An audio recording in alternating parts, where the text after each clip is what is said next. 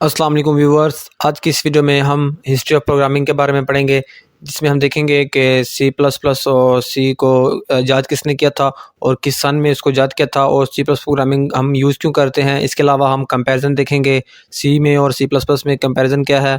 तो सबसे पहले तो यहाँ पर हमारे पास एक साइंसदान था जिसका नाम डेनिस रिची था। कंप्यूटर लैंग्वेज उसने क्रिएट की थी जिसको उसने सी का नाम दिया था। तो बेसिकली ये लैंग्वेज पहले यूज़ की जाने वाली एक लैंग्वेज बी का जो है अपडेटेड वेरिएंट था। और उसके बाद यहाँ ये जो सी लैंग्वेज थी ये बेल्स लेबोरेटरी में जो कि यूनाइटेड स्टेट में है 1972 में इसको जो है क्रिएट किया गया था। सबसे पहले जो सी लैंग्वेज थी वो ऑपरेटिंग सिस्टम्स को डेवलप करने के लिए इस्तेमाल की जाती थी, जिसमें हमारे पास ऑपरेटिंग सिस्टम में लाइनक्स विंडोज़ वगैरह जो है हमारे पास आ जाते हैं। इसके बाद हमारे पास जो सी प्लस प्लस और सी लैंग्वेज है वो स्ट्रक्चर प्रोग्रामिंग को जो सपोर्ट करती है, जिसका मतलब जो डेवलपर अपना लिखा हुआ कोड आसानी से उसको अंडरस्टैंड कर सकता है और उसमें चेंजिंग कर सकता है। यहाँ पर जो हमारे पास फाउंडर ऑफ सी थे वो डेनिस रिची थे। यहाँ पर आप इसको देख सकते हैं, इन्होंने 1970 में जो प्रोग्रामिंग को जो ईजाद किया था। इसके बाद हमारे पास founder of C plus plus हैं जो जिसका नाम आप देख सकते हैं यहाँ पर जर्नी स्ट्रूस्ट्रप है 1979 में, जो कि सी को मॉडिफाई करके इसमें क्लासेस ऐड करके सी प्लस प्लस को उसने ईजाद किया था। अब नेक्स्ट चलते हैं, हमारे पास यहाँ पर आप देख सकते हैं लाइनक्स कर्नल। जो लाइनक्स का हमारे पास कर्नल था वो 1991 में जो उस पर काम शुरू हुआ था और जो उसका कर्नल था वो सी लैंग्वेज में लिखा गया था। जो जर्नी स्ट्रूस्ट्रप था उसने सी लैंग्वेज पर काम किया जो कि जिसमें उसने क्लासेस को ऐड किया। इस लैंग्वेज में इसने सी लैंग्वेज के कुछ फीचर को ऐड किया था जिसको उसने सी प्लस प्लस का नाम दिया था, यानी सी प्लस में उसने एडिशन की थी जिसमें क्लासेस को इंट्रोड्यूस करवाया था, तो इसलिए इसको सी प्लस प्लस का नाम दिया गया था। इसके बाद हमारे पास यूनिक्स सिस्टम्स है, उसकी जो है डेवलपमेंट हमारे पास 1969 में स्टार्ट हुई थी और इसका कोड भी जो हमारे पास सी लैंग्वेज में लिखा गया था जो कि 1972 में हमने इंट्रोड्यूस करवाई थी। उसके बाद हमारे पास ओरेकल डेटाबेस डेवलपमेंट 1977 में डेवलप हुई थी और उसका कोड भी सी में लिखा गया था। इन 1985 और विंडो 1.0 जो हमारे पास रिलीज हुई थी उसका कर्नल भी सी लैंग्वेज में लिखा गया था। अब ये थी हमारी हिस्ट्री ऑफ प्रोग्रामिंग। अब नेक्स्ट चलते हैं, हम यहाँ पर देखते हैं uses of C plus plus.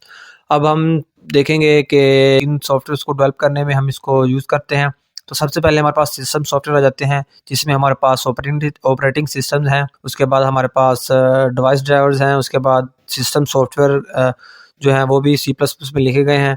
इसके बाद हमारे पास कुछ गेम्स आ जाती हैं जिनमें हमारे पास डूम बैटलफील्ड है। उसके बाद कॉल ऑफ ड्यूटी, इनको भी हमने सी प्लस प्लस में डेवलप किया था।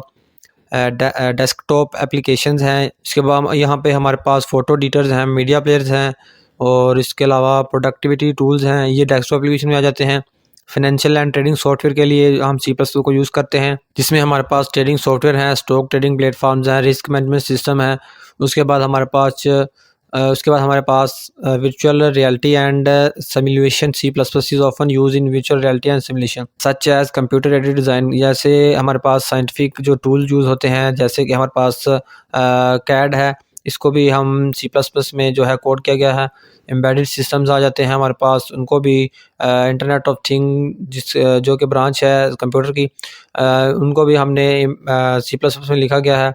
इसके बाद वेब डेवलपमेंट, जो हमारी सबसे ज़्यादा जो वेब डेवलपमेंट का वेबसाइट का बैकएंड के लिए जो लैंग्वेज यूज़ की जाती है वो भी हमारे पास यहाँ पे वेब डेवलपमेंट के लिए सी प्लस उसको यूज़ किया जाता है। अब नेक्स्ट चलते हैं, यहाँ पर हम डिफरेंस देखते हैं सी और सी में और सी प्लस प्लस में हम डिफरेंस देखते हैं। तो सी में हमारे पास जो है ये फंक्शन को सपोर्ट करता है और ये C plus plus support object oriented programming, यानी कि ये ओप्स को सपोर्ट करता है और ये फंक्शन को सपोर्ट करता है।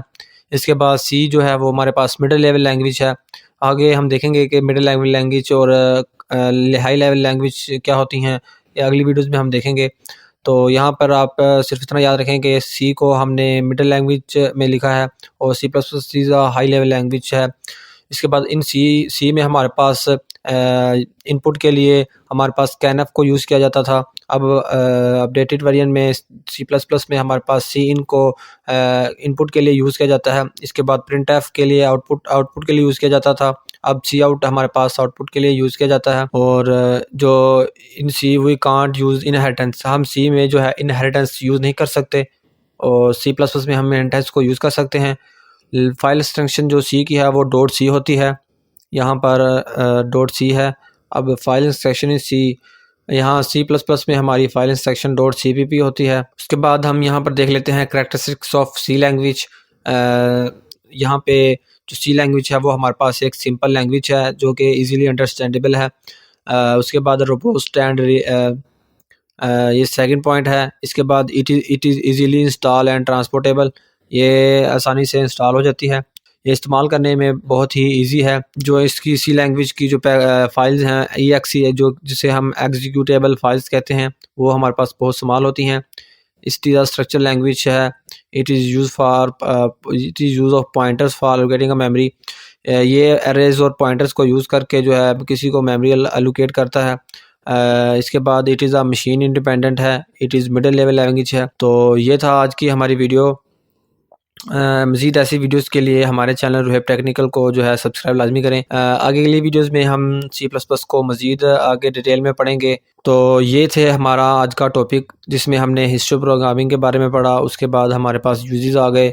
आप इनको जो है नोट करना चाहते हैं तो वो अपने रजिस्टर पर नोट कर सकते हैं। यहाँ पर डिफरेंस है जो हमारे पास C और C+ में जो डिफरेंस है, बेसिक डिफरेंस, वो हमने आपको यहाँ पर दिखाया। अब यहाँ पर हमारे पास करैक्टरिस्टिक्स थे जो कि इस वीडियो में हमने आपको इनके बारे में आपको बताया। मिलते हैं अगली वीडियोज़ में। अल्लाह हाफ़िज़।